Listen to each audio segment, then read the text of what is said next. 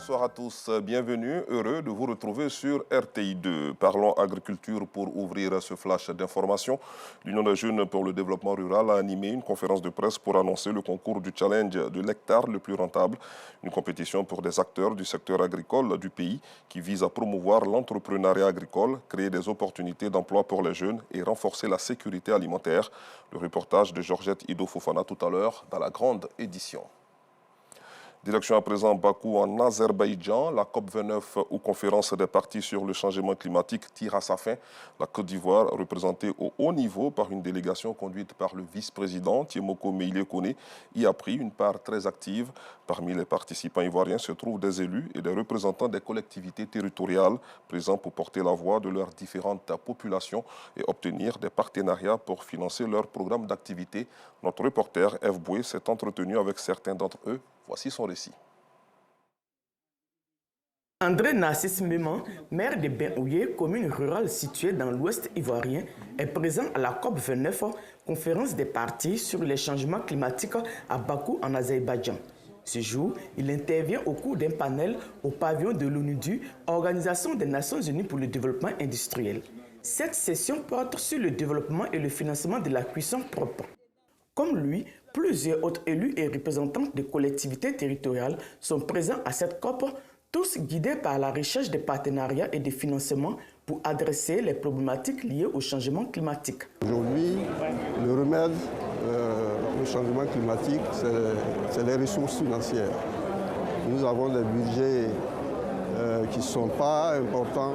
Autant l'État plaide pour avoir des financements dans le cadre, par exemple, de la restauration du couvert forestier, autant des petites communes comme nous aussi plaidons pour avoir des financements pour mettre en œuvre les stratégies que nous avons pu élaborer. Ce genre de rencontre au niveau de la COP29 permettra de rencontrer des partenaires à l'effet de financer l'énergie verte. C'est le lieu approprié justement pour continuer notre plaidoyer en termes d'obtention de financement, d'accompagnement nécessaire, d'appui. Il nous faut absolument reboiser nos forêts et faire du planting d'arbres dans nos villes pour en faire des villes vertes.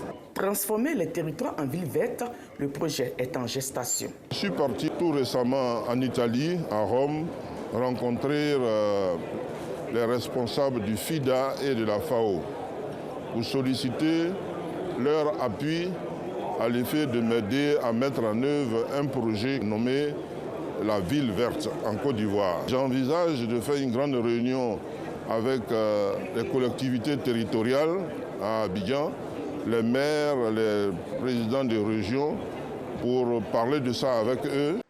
Cette édition de la COP, surnommée la COP du financement, vise à convenir d'un nouveau régime de financement et la lutte contre le changement climatique. Il s'agit d'accroître les contributions des pays développés pour atteindre plus de 1000 milliards de dollars par an jusqu'en 2030. L'objectif précédent de 100 milliards de dollars par an jusqu'en 2025 n'a pas été atteint.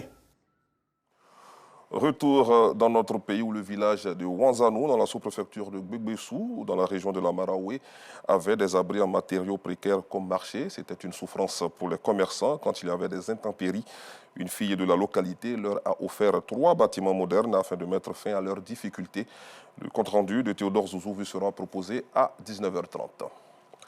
À l'international, en Tanzanie, le chef du principal parti d'opposition, Freeman Mbowe, a été arrêté ce vendredi avec d'autres responsables à quelques jours de la tenue d'élections locales dans le pays, selon son parti Chadema.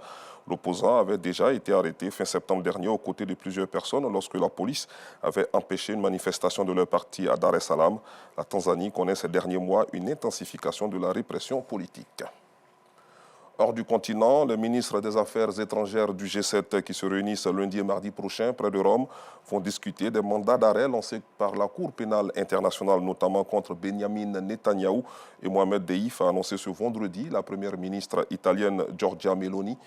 Ces mandats d'arrêt visent, outre le premier ministre israélien, son ex-ministre de la Défense et le chef de la branche armée du Hamas. Enfin, aux États-Unis, le juge au procès de Donald Trump à New York pour paiement dissimulé à l'actrice des films X, Stormy Daniels, a suspendu hier, sine die, le prononcé de la peine prévu le 26 novembre prochain. Le magistrat a autorisé les avocats du président élu américain à présenter d'ici le 2 décembre 2024 un recours pour obtenir l'annulation de la procédure. Donald Trump a été reconnu coupable le 30 mai dans cette affaire de falsification comptable aggravée pour dissimuler un complot visant à pervertir l'élection de 2016. Je vous retrouve à 19h30.